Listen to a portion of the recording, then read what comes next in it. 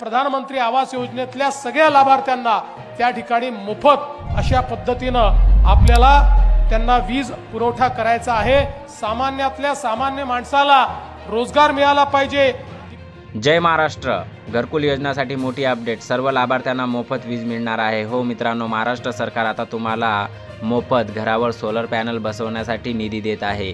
कोण आहे या योजनेचे पात्र हे संपूर्ण या व्हिडिओमध्ये सांगितलेले आहे।